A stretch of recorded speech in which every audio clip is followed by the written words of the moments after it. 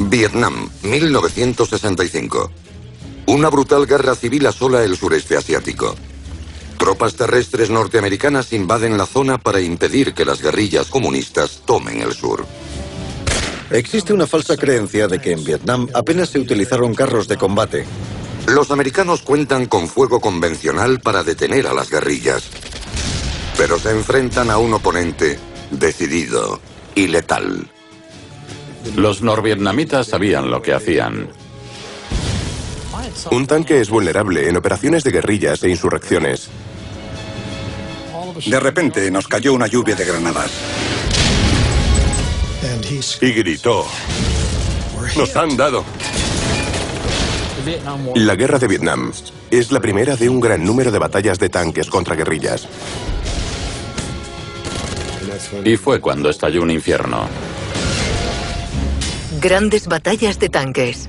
Batallas de la guerra de Vietnam. Insurgencia.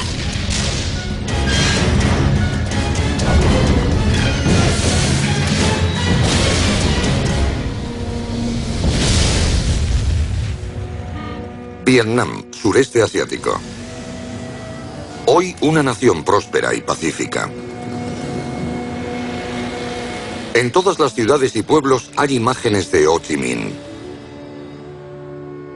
Recuerdan al hombre que quiso crear un país independiente durante décadas de terribles batallas en las que murieron millones de vietnamitas. Restos de ese pasado se esparcen por todo Vietnam. Cementerios de guerra. Bombas y proyectiles sin explotar.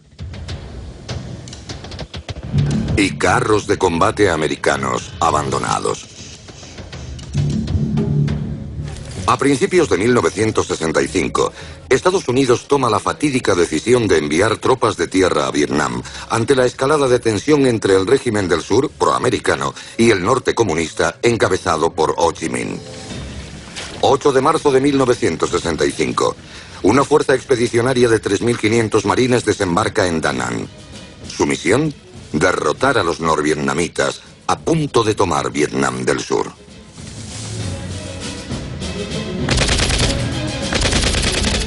Estados Unidos lo vio como parte de un controvertido efecto dominó. Si Vietnam del Sur caía, los siguientes serían Indonesia y Filipinas, y toda Asia sería comunista, mientras que los vietnamitas lo veían simplemente como una guerra para reunificar el país. Acompañan a los marines 2 secciones del 3er Batallón de Carros de Combate. Existe una falsa creencia de que en Vietnam apenas se utilizaron tanques. Los marines tenían experiencia en el uso de tanques como apoyo a la infantería desde la Segunda Guerra Mundial. No hay manera de llevar un cañón grande por el campo de batalla para apoyar el avance de la infantería si no es con un tanque. El carro M-48 será el encargado del apoyo a la infantería en Vietnam. El M-48A3 Patton tiene un cañón principal de 90 milímetros de alta velocidad. Blindaje frontal de 110 milímetros. Y una velocidad máxima de 45 kilómetros por hora. El M-48 estaba diseñado para combates entre tanques. El objetivo de las fuerzas americanas en los años 60 era destruir carros soviéticos. Los americanos están listos para el combate cuerpo a cuerpo con los rusos, pero en Vietnam sus carros se enfrentan a un enemigo muy distinto: el Vietcong. El Vietcong era una guerrilla local muy familiarizada con la zona. Eran especialistas en infiltración y emboscadas. Los carros de combate en Vietnam deben proteger las bases aéreas americanas. Porque el propósito inicial de Estados Unidos en Vietnam del Sur era estacionar aviones en esta zona para atacar por aire Vietnam del Norte. Cuando el Vietcong comienza a atacar bases aéreas, el comandante norteamericano William Westmoreland adopta una nueva estrategia. Westmoreland fue un general de la Segunda Guerra Mundial con mentalidad de guerra. Su objetivo era llevar a los vietnamitas a una batalla convencional para destruirles con fuego convencional, en lo que Estados Unidos sobresalía. Lanza la primera gran ofensiva terrestre de la guerra. La Operación Starlight. Inteligencia indicaba que había formaciones listas para atacar los aeródromos. El plan era llegar y destruirlas. La Operación Starlight implica un ataque preventivo contra las guerrillas del Vietcong que amenazan la base aérea vital de Chu Lai. El Vietcong cuenta con 1.500 hombres armados con cientos de armas ligeras anticarro.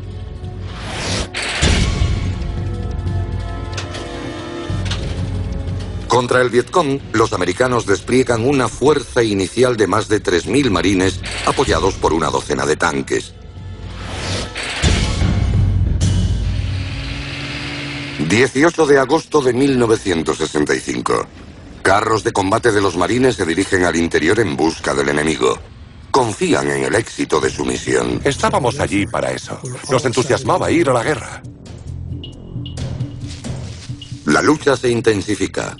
Los marines desplegados necesitan provisiones y solicitan la ayuda de los tanques del primer batallón. Debíamos proporcionar protección a 5 vehículos anfibios cargados con raciones de comida y agua. Debíamos llevar esa comida y esa agua a nuestros soldados. Pero los comandantes americanos cometen un error crucial. La columna 21 de provisiones emprende camino sin apoyo de la infantería. Un carro de combate es vulnerable en operaciones de guerrillas e insurrecciones. Para hacer que sea menos vulnerable, debe contar con protección de infantería. El apoyo de la infantería puede disuadir al enemigo de acercarse demasiado a los tanques. Porque un tanque está relativamente ciego. Si logras acercarte a él, puedes desplegar un gran número de armas anticarro. Cuando el convoy se adentra en la jungla, llega a un pequeño sendero. La naturaleza del terreno limitaba el movimiento de los carros. Cientos de guerrilleros del Vietcong aprovechan la oportunidad de acercarse al aislado convoy.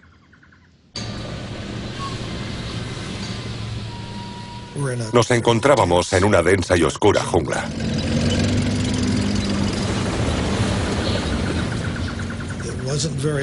No tardaron demasiado en abrir fuego. Había destellos por todas partes. Escuchábamos ruidos como de armas pequeñas disparando a nuestro carro.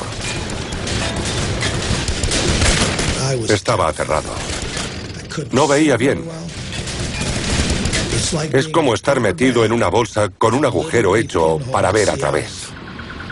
Y sabes que lo de fuera es algo malo. Usé mi ametralladora de calibre 30. Sabía que no tenía mucha munición. Intentaba elegir un blanco y disparar. Mi comandante me dijo: estamos llegando a un claro.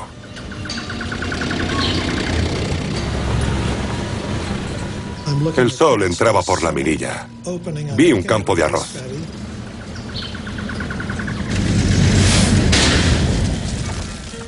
Y vi cómo el primer tanque era alcanzado por un cohete anticarro o un arma anticarro. El Vietcong había activado una trampa, una maniobra de bloqueo.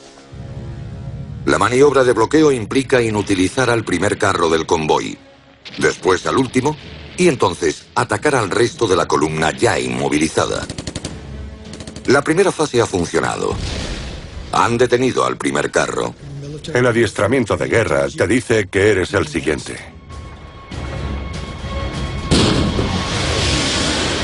Y ¡bam! Mi comandante gritó: ¡nos han dado! ¡Nos han dado! Y ordenó: abandonad el carro. Vi los pies del cabo Vickery salir por la escotilla. Me puse de pie y miré por el periscopio. Había 2 tipos dentro de la espesura. Uno disparó un proyectil. Impactó y rebotó. Me di la vuelta y miré. No podía apuntarle porque estaba demasiado cerca y a baja altura. El Vietcong tenía una táctica conocida como abrazar el cinturón del enemigo. consistía en acercarse tanto que el carro de combate no pudiera utilizar sus armas. Los marines están rodeados y la comunicación por radio con el cuartel general cortada. El primer carro de combate se ha quedado sin munición y su tripulación está herida, por lo que retrocede para pedir ayuda. Se adentró en la jungla y desapareció. El carro de Hearn es el único que queda para impedir que el convoy sea aniquilado por el Vietcong. Había algo de humo negro en la torreta. Era nocivo. Y decidí que era hora de salir. Me puse de pie, medio agachado, y veo un lanzacohetes de 3,5 aquí. Disparó. Impactó justo debajo de la cúpula y rebotó. Subí y salté del carro dirigiéndome a la parte de atrás. A mi lado estaba el cabo Vickery, caminando de rodillas. Me dijo, Jern, me han dado. Jern, me han dado. Era obvio que antes o después nos cogerían. La columna 21 está en manos de un puñado de marines que resisten para contener al Vietcong. Comienza la fase final de la emboscada. El Vietcong se aproxima para matarlos.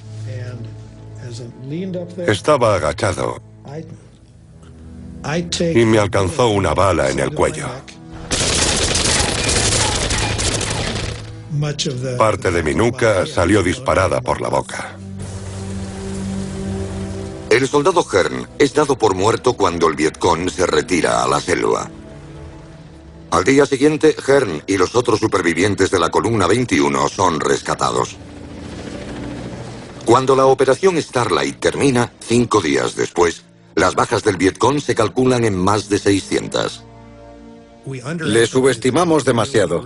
Eso fue lo que pasó al principio de la guerra de Vietnam. La operación Starlight fue un éxito porque alcanzó su objetivo táctico, que era eliminar las unidades destinadas a atacar los aeródromos. Sin embargo, los marines americanos pierden a 45 hombres y una cuarta parte de sus tanques quedan inutilizados.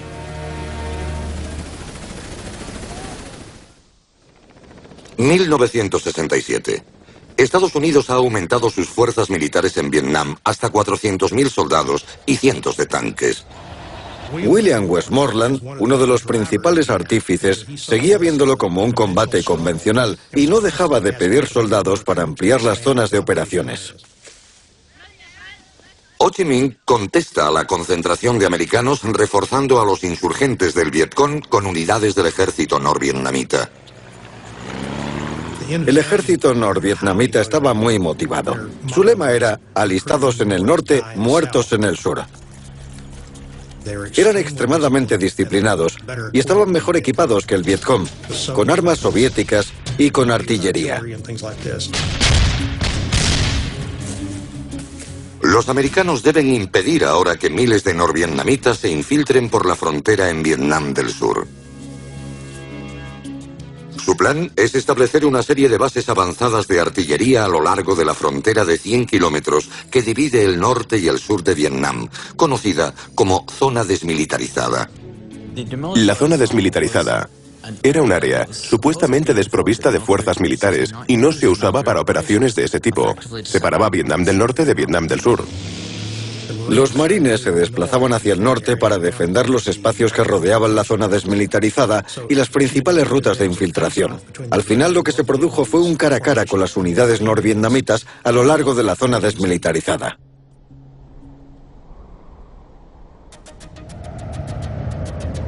Cerca del extremo oriental de la frontera se encuentra la base de artillería de Gio Linh. Está protegida por 5 M-48 del 3er Batallón de Tanques de Marines. Cuando Estados Unidos establece una red de bases cada vez más remota, especialmente junto a la zona desmilitarizada, se convierte en un objetivo por parte del ejército norvietnamita. En cierta ocasión, en Gio Linh, fuimos castigados mucho más de lo habitual por fuego de artillería. No daban tregua. Uno de los problemas crónicos a los que se enfrentaban era que la artillería norvietnamita, hecha en Rusia, tenía más alcance que la artillería americana. Los cañones de los tanques eran los únicos que podían contrarrestar el fuego a esa distancia. Mi comandante se nos acercó una mañana y nos dijo: tenemos una misión descabellada.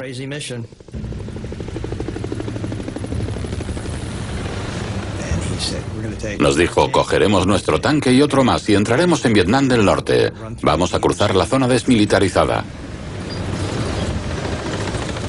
Ambos bandos debían permanecer fuera y no operar en esa franja.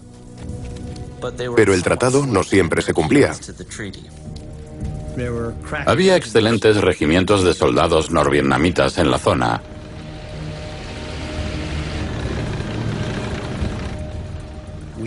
Acabamos situados en lo alto de un pequeño saliente dominando una enorme extensión de Vietnam del Norte.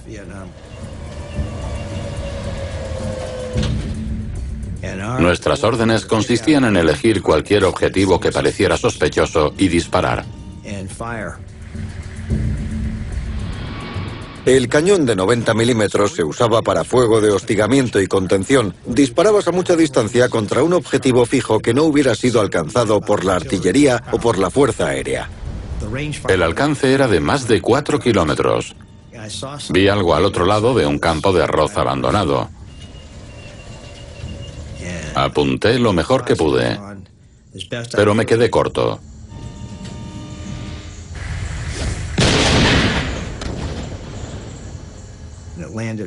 Levanté la mira y volví a disparar otra vez. A la segunda acerté.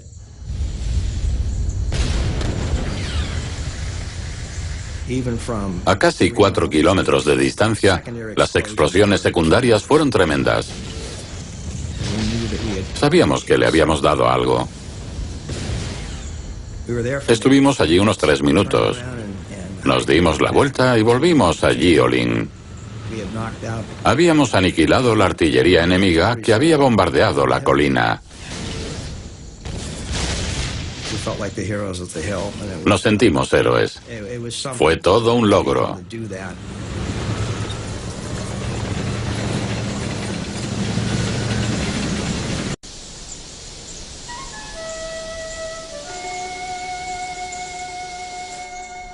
...2 de julio de 1967. Desde su base de artillería en Con Tien, las compañías Alfa y Bravo del primer batallón de la 9ª de militares se dirigen hacia la zona en una operación llamada en clave Búfalo. Su misión es dirigirse al noreste desde Con Tien, cruzar la pista y barrer el área sur de la zona desmilitarizada. El papel de los marines de defensa cambió al de búsqueda de enemigos junto a lo que llamaban la pista, un cinturón de terreno despejado que discurría paralelo a la frontera entre Vietnam del Norte y del Sur. Sabían que no podían defender las bases en la zona sin salir a campo abierto, a la caza del enemigo. En su avance, Bravo 19 no sabe que se dirige hacia una fuerza mucho mayor, con más de 1.500 soldados curtidos del 90 Regimiento del Ejército norvietnamita, esperando tenderles una emboscada. La proporción de la operación Búfalo era de 9 contra 1 a favor de los norvietnamitas, lo que significaba que podían arrollar fácilmente a la compañía americana. El ejército norvietnamita tiende una trampa a la patrulla norteamericana. Los marines sufren fuertes bajas y piden ayuda por radio a los carros apostados en Con Tien. Entre ellos está la tripulación del carro B-23. Nos llamaron a los 4 carros que estábamos en Con Tien. Bravo 19 estaba en serios apuros. Se vieron en una situación propicia para caer en una emboscada. Lo que los carros no saben es que las tropas norvietnamitas les esperan para tenderles una emboscada. Los norvietnamitas sabían que enviarían una fuerza de respuesta normalmente constituida por tanques para darles apoyo y protegerles, así que se mantuvieron al acecho.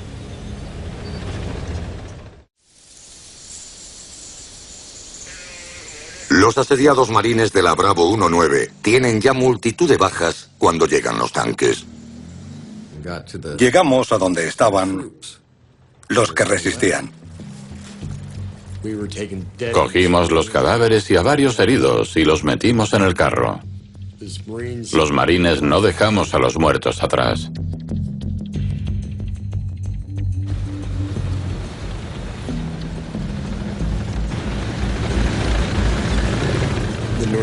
Los norvietnamitas sabían lo que hacían. La Bravo 1-9 cayó en una emboscada. Los encerraron y cercaron. Tan pronto llegamos al cerco, los norvietnamitas lo ampliaron a nuestro alrededor. Y estalló un infierno.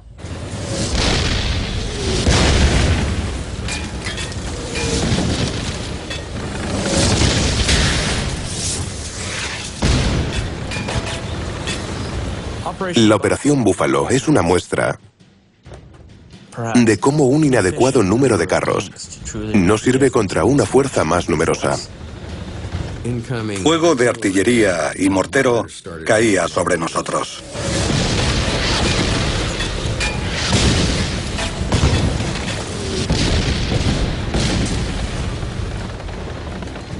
Cruzamos un arroyo y un avión de observación nos indicó por radio que giráramos, que estábamos en Vietnam del Norte.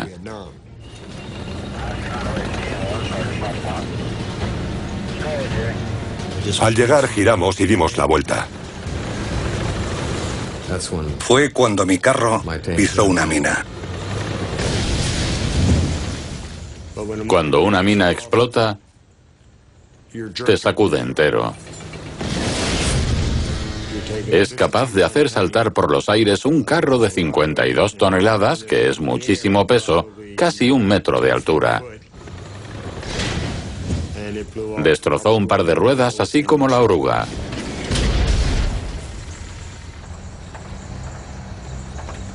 Estás sentado allí, sin radio, sin rueda motriz y la oruga inhabilitada. Ahí ya sabes que estás en apuros. Ahora son los hombres del B-23 los que necesitan auxilio. Gunny Eckler va en otro tanque y está operativo. Él intentará sacarnos de ahí.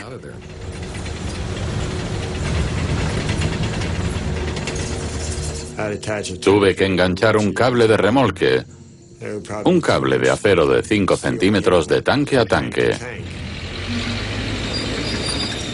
Gunny empezó a remolcarnos. Y recuerdo estar en la cabina del conductor con un calor insoportable, provocado por el motor. Pensé que me cocía vivo. Poco tiempo después, cuando nos íbamos, se nos acercaron un par de equipos con lanzagranadas. Les grité avisando que había enemigos con lanzagranadas. Estaba en la cabina del conductor mirando por el periscopio. Y dispararon un proyectil. El RPG-2 es el principal armamento anticarro del ejército norvietnamita y del Vietcong.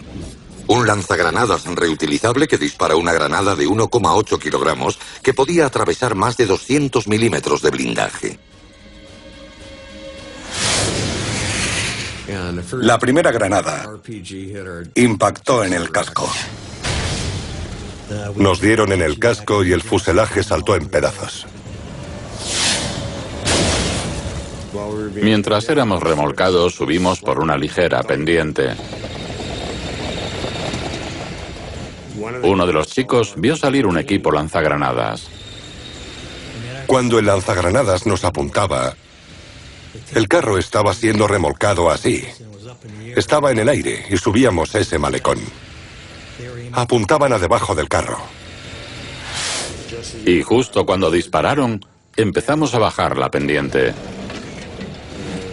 Y la granada rebotó en el blindaje. Las granadas no destruían un carro, pero eran mortales para las tripulaciones. Podía pasar lo que llamamos efecto fragmentación, cuando trozos del blindaje saltan y rebotan en el interior del mismo. Eso es lo peligroso para la tripulación, todos esos trocitos sueltos del blindaje. La escotilla del cargador estaba abierta y le dieron a la escotilla. La metralla del impacto me alcanzó en ambas piernas y a Terry Hanner en la espalda. Salí literalmente disparado por la escotilla. Mientras la metralla hirió a Brightwell. Tenía metralla en la pierna, en el hombro y en el brazo. Parecía un marciano con toda esa metralla pegada al casco. Nos estábamos ahogando con el humo. Fue muy curioso. Tratamos de apagar lo que creíamos que era fuego con el extintor, pero estaba vacío, ya que lo habíamos utilizado la noche anterior para enfriar unas cervezas. Y de repente todos esos tipos verdes se nos echaban encima. Gunny Eckler pisó a fondo y nos libramos. Conseguimos llegar a la zona de rescate.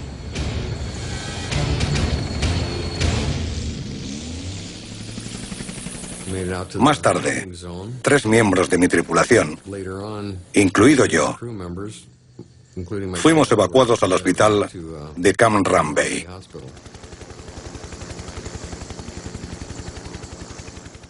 En el primer día de la Operación Búfalo, al menos 55 soldados norvietnamitas son abatidos. Pero el mismo día, los americanos pierden a 86 hombres en combate, más otros 190 heridos, haciendo de ese el peor día de la guerra hasta la fecha. A pesar de las bajas, el comandante del ejército americano, el general Westmoreland, está decidido a incrementar sus tropas en Vietnam del Sur. No paraba de pedir más y más tropas para que, llegada la hora de la verdad, aniquilaran a los norvietnamitas en una batalla convencional.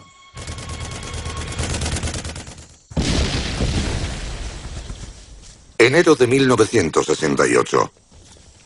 Los norvietnamitas tienen su propio plan para intensificar la guerra. Los comunistas lanzan una ofensiva de Año Nuevo, o Tet, atacando simultáneamente más de 100 ciudades, pueblos y aldeas por todo Vietnam del Sur. La gran ofensiva Tet a principios de 1968 fue el inicio de lo que vieron como el levantamiento definitivo que daría fin a la ocupación extranjera. Tet se convierte en un gran revés para los Estados Unidos en Vietnam del Sur. Fue un momento clave porque cambió el parecer de opinión pública americana, que ahora la veía como rechazo. El pueblo americano y cada vez más líderes políticos ya no veían que se ganaría fácilmente. Después de semanas de lucha sin cuartel, la ofensiva es erradicada. Tet fue un desastre total para el Vietcong porque sus unidades quedaron totalmente expuestas al fuego americano y survietnamita. Muchos son destruidos. No había más opciones para los comunistas que enviar más tropas que habían sido reclutadas en el norte. Eran tropas del ejército regular norvietnamita, equipadas con mejor armamento anticarro. Ahí fue donde se dio el cambio en la naturaleza de la guerra, convirtiéndose ya en un tipo de contienda más convencional. 1968 está siendo el año más sangriento de la guerra.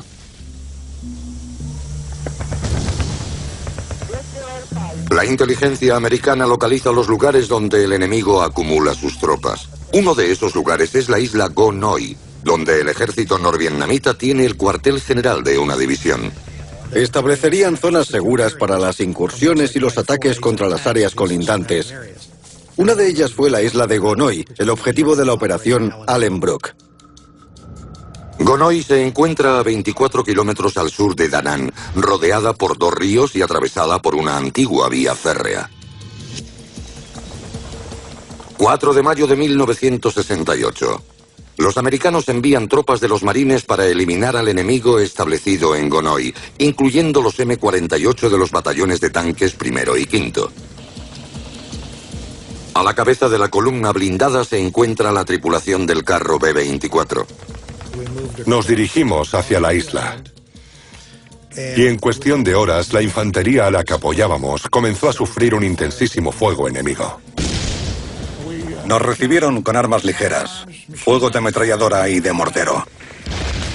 Los comunistas estaban aprovechando el conocimiento que tenían del campo de batalla y elegían el lugar apropiado.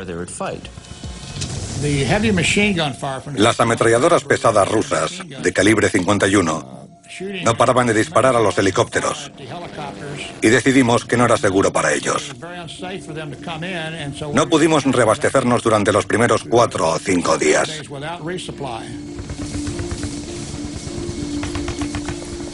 Lo que quería decir que estábamos quedándonos sin comida, agua y, por supuesto, sin municiones. Para obtener reabastecimiento, los hombres del carro B-24 van en cabeza de 3 M48 y 2 vehículos anfibios de vuelta a la base. En esa mañana del sexto día, formábamos una columna.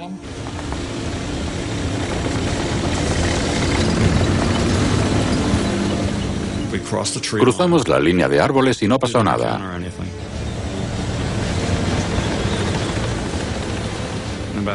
A unos 360 metros había otra línea de árboles. Nunca sabes lo que te vas a encontrar al atravesarla, si es segura o no. Hicimos lo que se llama fuego de reconocimiento. Los carros comenzaron a disparar con sus ametralladoras a la línea de árboles. El enemigo no sabe que desconoce su ubicación, por lo que empezarían a disparar. Nos recibió fuego de lanzagranadas y ametralladoras. No paraban de dispararnos. Nos habían tendido una emboscada. Comenzamos nuestro contraataque. Disparábamos los cañones una y otra vez.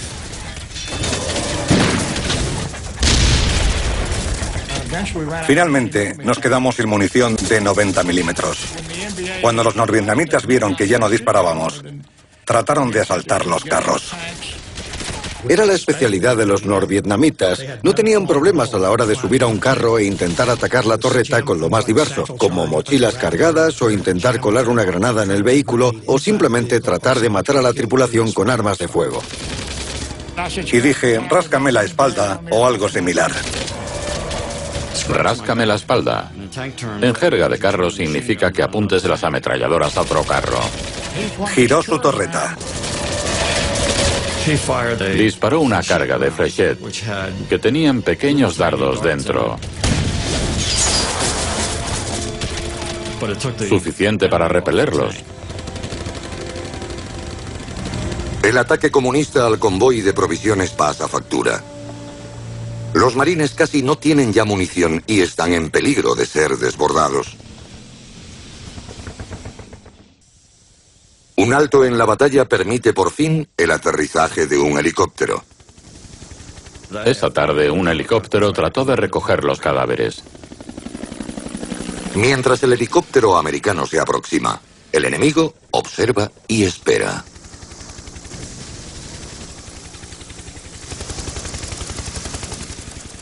No pensábamos que hubiera enemigo alguno a nuestro alrededor en ese momento. Empezaron a salir del suelo y se desató un infierno.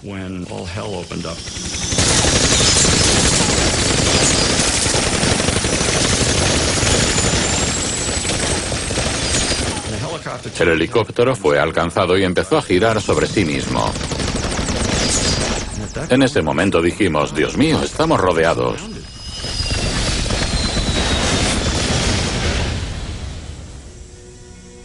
Los marines tienen órdenes de proteger el helicóptero derribado para coger todo lo que sirva y evitar que caiga en manos enemigas. Esa noche nos dijeron permaneced junto al helicóptero.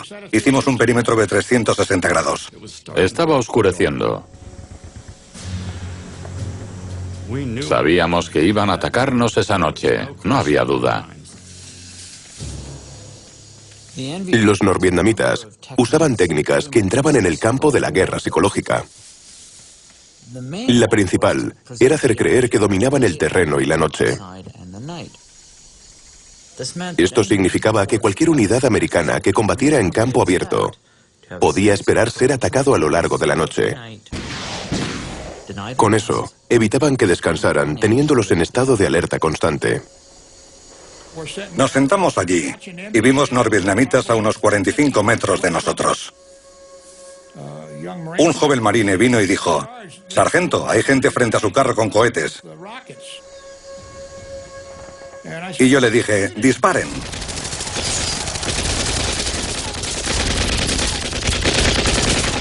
Y de repente, frente a nosotros,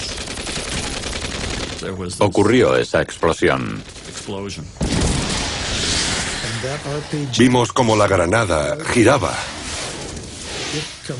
pasando entre los dos. Explotando tras el carro. Me alcanzó en los pies y me derribó. 15 o 20 granadas cayeron sobre el carro y en la parte posterior.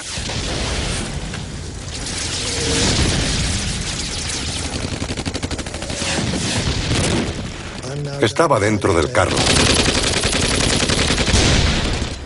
Y mi conductor, que tenía 18 o 19 años,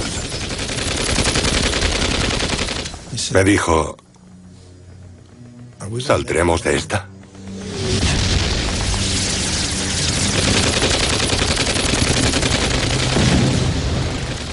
Pero los norvietnamitas de nuevo detienen el ataque, desapareciendo en la noche por miles de túneles secretos que atraviesan la isla Goonoi. El problema consistía en que el enemigo desaparecía para esconderse bajo tierra.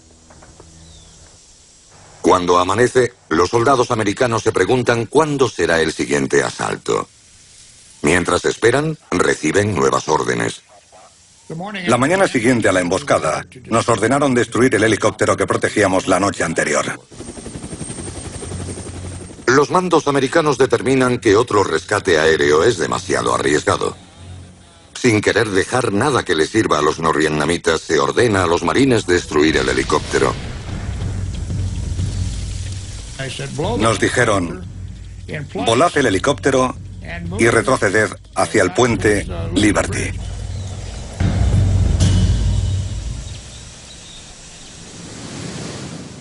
Dos semanas después del comienzo de la operación Allen Brock, los marines continúan buscando enemigos en la isla Goonoi. Y desde sus búnkeres acorazados, los norvietnamitas utilizan nuevas técnicas mortíferas para hostigar a los americanos. Acabábamos de llegar a esa zona.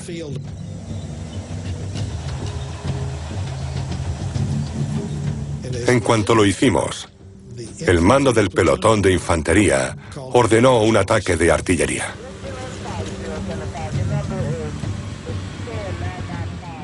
Una voz por radio pide a la artillería americana bombardear la posición de sus tanques.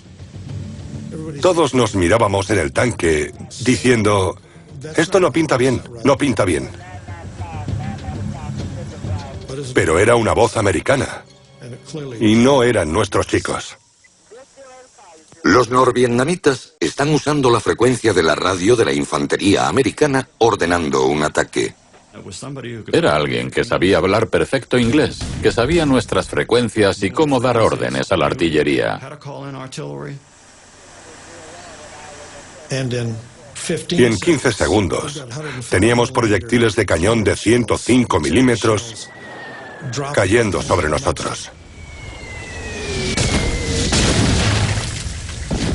Cayendo sobre el perímetro. Ahora nos atacaba nuestra propia artillería. Cuando los comunistas vietnamitas pudieron controlar la hora y el lugar de la batalla, nos aventajaron.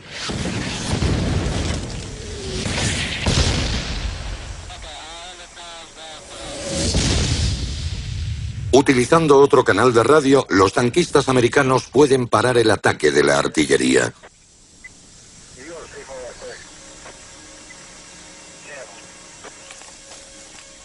Si no me equivoco, en ese ataque perdimos 70 marines, bien muertos o heridos de gravedad.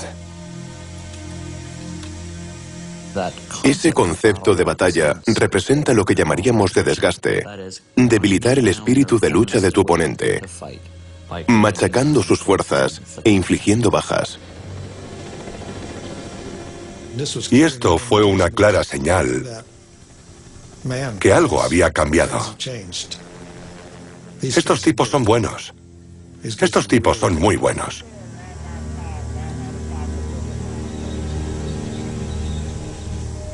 A los marines se les ordena replegarse hacia el extremo occidental de la isla Gonoy. El único camino atraviesa una vía férrea abandonada. Y los norvietnamitas sabían perfectamente que ese era el único camino.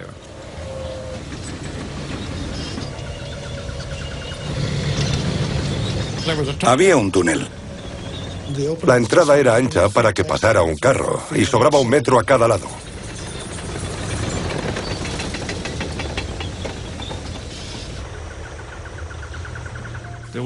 No había duda de que ese paso estaría plagado de minas.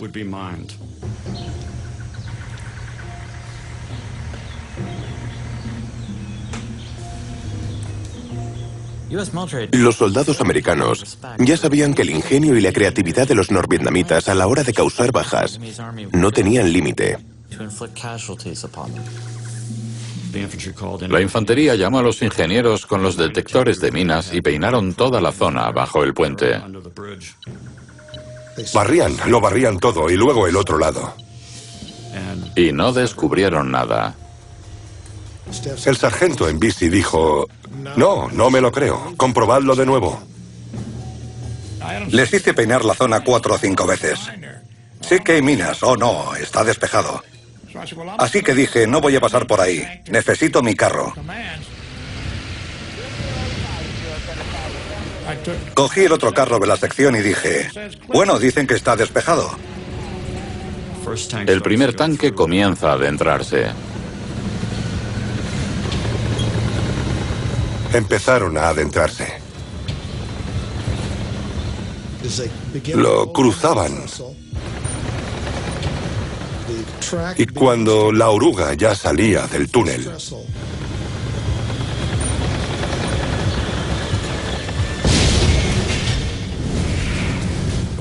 no se trataba de una mina anticarro del ejército. Era un artefacto casero en una caja de madera, por lo tanto indetectable. Por eso los ingenieros no pudieron dar con ella. En guerras posteriores los llamaron bombas camineras. Tenían la capacidad de levantar un carro en el aire destrozándolo junto con su tripulación. mató a los 3 ingenieros que inspeccionaron la zona.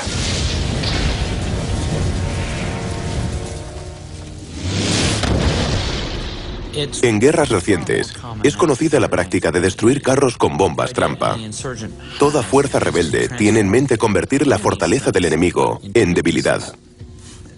Quieren que sus adversarios sepan que contar con tanques no juega a su favor, sino que son una carga.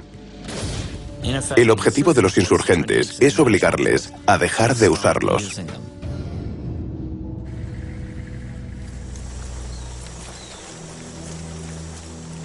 La operación Allenbrock continúa hasta agosto de 1968. Las pérdidas comunistas rondan los 1000 soldados. Cuando finaliza, los marines sufren unas bajas de 1100 hombres. El hambre de guerra de Estados Unidos se desvanece. En 1969 negocian con Vietnam del Norte la retirada de las fuerzas americanas de Vietnam del Sur. Antes que finalice el año, los primeros tanques americanos vuelven a casa. Al final, los carros americanos han demostrado no ser rivales para las tácticas no convencionales de los comunistas. La guerra de Vietnam es la primera de un gran número de batallas de tanques contra guerrillas. Lo que hemos aprendido de la guerra con carros de combate después de Vietnam ha sido precisamente lo que los rebeldes querían hacernos ver, que representan una debilidad en ese escenario, en lugar de una ventaja. Los americanos y otros países se olvidan de que Vietnam tiene una larga historia de resistencia a fuerzas invasoras. Para ellos solo era una colonia más que intentaba adueñarse del país. En 1972, la mayoría del ejército americano se ha retirado de Vietnam del Sur. Las pérdidas de los Estados Unidos superan los 58.000 muertos y 300.000 heridos. 30 de abril de 1975. Los carros norvietnamitas derriban las puertas del Palacio Presidencial en Saigón.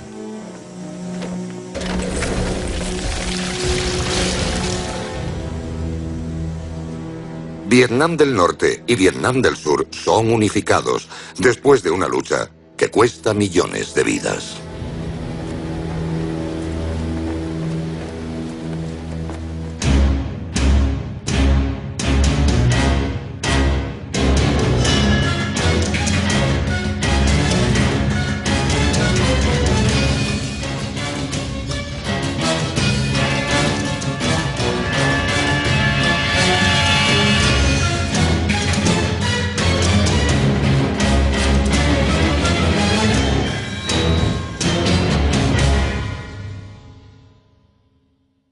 En Vietnam del Sur era estacionar aviones en esta zona para atacar por aire Vietnam del Norte. Cuando el Vietcong comienza a atacar bases aéreas, el comandante norteamericano William Westmoreland adopta una nueva estrategia. Westmoreland fue un general de la Segunda Guerra Mundial con mentalidad de guerra. Su objetivo era llevar a los vietnamitas a una batalla convencional para destruirles con fuego convencional, en lo que Estados Unidos sobresalía. Lanza la primera gran ofensiva terrestre de la guerra, la Operación Starlight. Inteligencia indicaba que había formaciones listas para atacar los aeródromos. El plan era llegar y destruirlas. La Operación Starlight implica un ataque preventivo contra las guerrillas del Vietcong que amenazan la base aérea vital de Chulai. El Vietcong cuenta con 1.500 hombres armados con 100. Será el encargado del apoyo a la infantería en Vietnam. El M48A3 Patton tiene un cañón principal de 90 milímetros de alta velocidad, blindaje frontal de 110 milímetros y una velocidad máxima de 45 kilómetros por hora. El M48 estaba diseñado para combates entre tanques. El objetivo de las fuerzas americanas en los años 60 era destruir carros soviéticos. Los americanos están listos para el combate cuerpo a cuerpo con los rusos, pero en Vietnam sus carros se enfrentan a un enemigo muy distinto, el Vietcong. El Vietcong era una guerrilla local muy familiarizada con la zona. Eran especialistas en infiltración y emboscadas.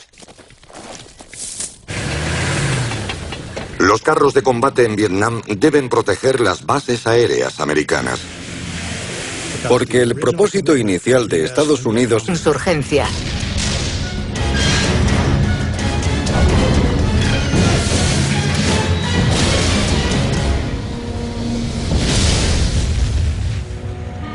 Vietnam, sureste asiático.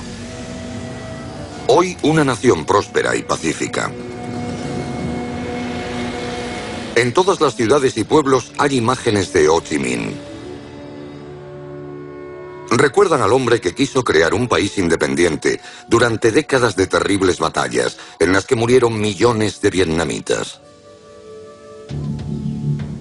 Restos de ese pasado se esparcen por todo Vietnam. Cementerios de guerra. Bombas y proyectiles sin explotar. Y carros de combate americanos abandonados. A principios de 1965, Estados Unidos toma la fatídica decisión de enviar tropas de tierra a Vietnam ante la escalada de tensión entre... Vietnam, 1965. Una brutal guerra civil asola el sureste asiático. Tropas terrestres norteamericanas invaden la zona para impedir que las guerrillas comunistas tomen el sur. Existe una falsa creencia de que en Vietnam apenas se utilizaron carros de combate. Los americanos cuentan con fuego convencional para detener a las guerrillas, pero se enfrentan a un oponente decidido y letal. Los norvietnamitas sabían lo que hacían. Un tanque es vulnerable en operaciones de guerrillas e insurrecciones. De repente nos cayó una lluvia de granadas. Y gritó: ¡nos han dado! La guerra de Vietnam es la primera de un gran número de batallas de tanques contra guerrillas. Y fue cuando estalló un infierno. Grandes batallas de tanques. Batallas de la guerra de Vietnam. El régimen del sur, proamericano, y el norte comunista, encabezado por Ho Chi Minh. 8 de marzo de 1965. Una fuerza expedicionaria de 3.500 marines desembarca en Da Nang. Su misión: derrotar a los norvietnamitas a punto de tomar Vietnam del Sur.